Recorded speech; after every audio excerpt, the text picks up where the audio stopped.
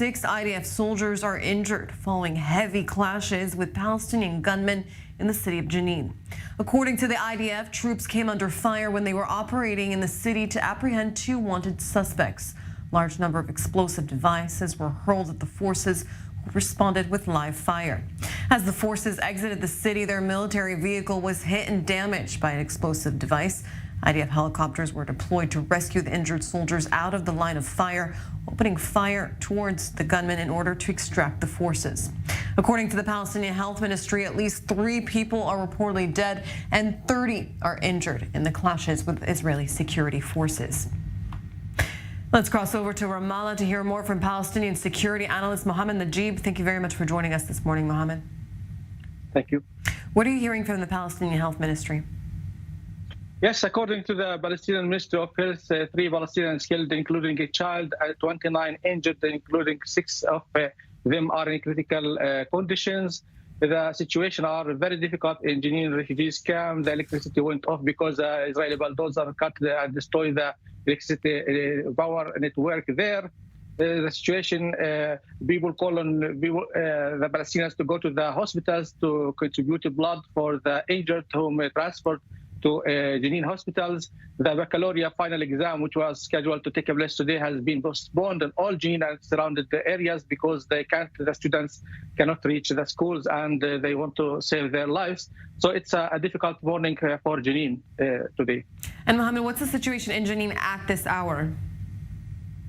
Yes, the people are confused. They are preparing for the funeral of the 3 of those killed, and they're following the situation, the conditions of those injured. They contributed blood.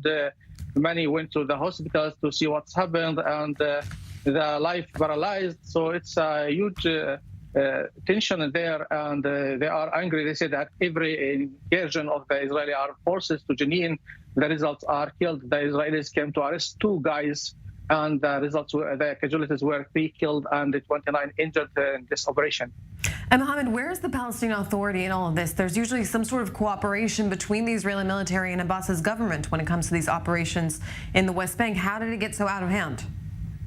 Actually, the repetitive Israeli incursions of the West Bank cities embarrassed the Palestinian security, weakened their position in the Palestinian sea, so they can't operate against the Palestinians as long as the Israeli armed forces operate inside the Palestinian cities. During the Sharm el-Sheikh and Aqaba security meetings, the Palestinians called on the Israeli armed forces to give them 4 months to operate themselves in the West Bank cities in the north, Jenin, Nablus, and Tul-Karim.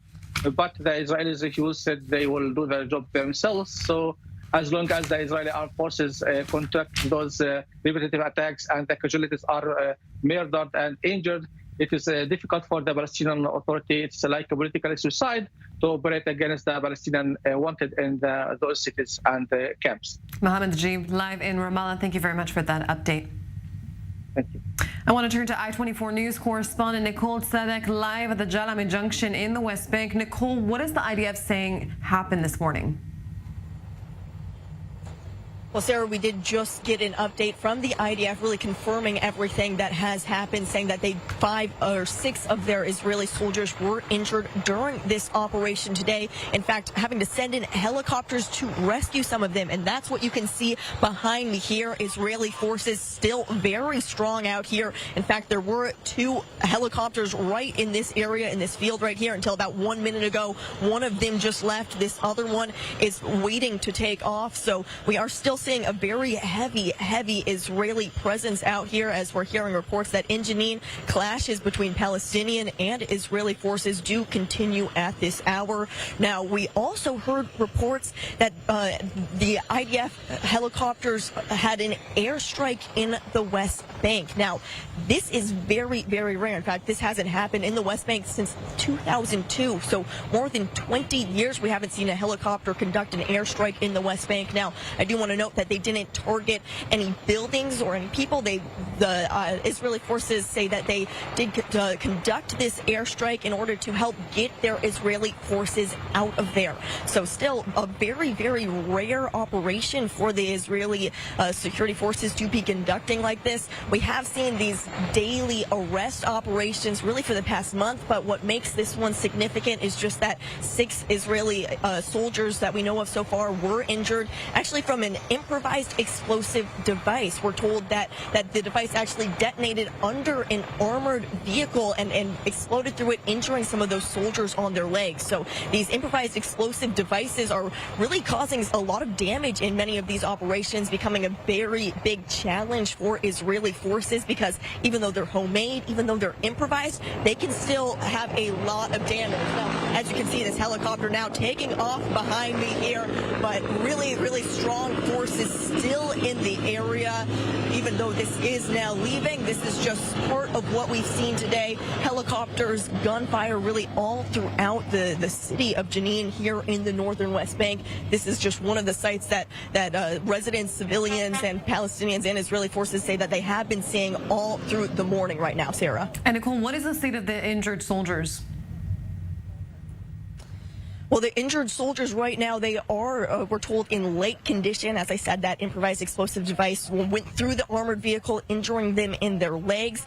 They've already been transported, many of them already landing in another helicopter at a hospital. So they are being treated. And right now, as I said, their injuries are mild. But as we also heard from the Palestinian forces, the Palestinian Health Ministry is saying that upwards of maybe 30 people have been wounded. 2 of their gunmen died in this operation. So we are still getting some of these numbers out as far as the exact number of wounded and injured.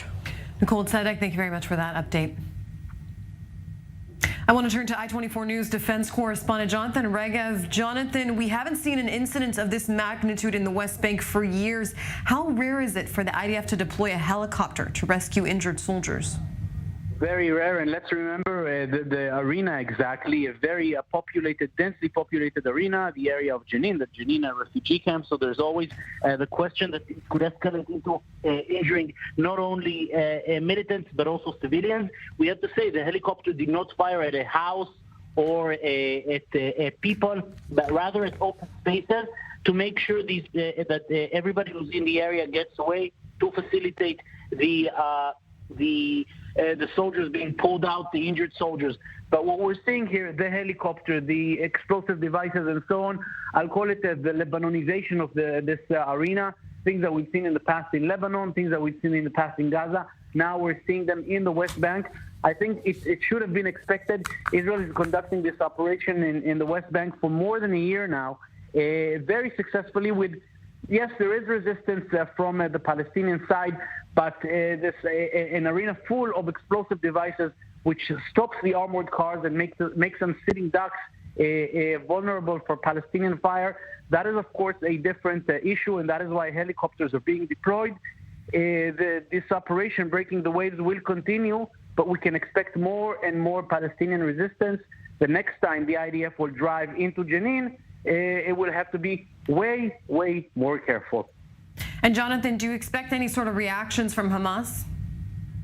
I'm not sure. Hamas is very happy to see this. Hamas is constantly inciting for violence in the West Bank. Hamas is also Hamas will be happy with an Israeli operation, which will bring a lot of civilian Palestinian casualties, bringing a lot of criticism towards Israel.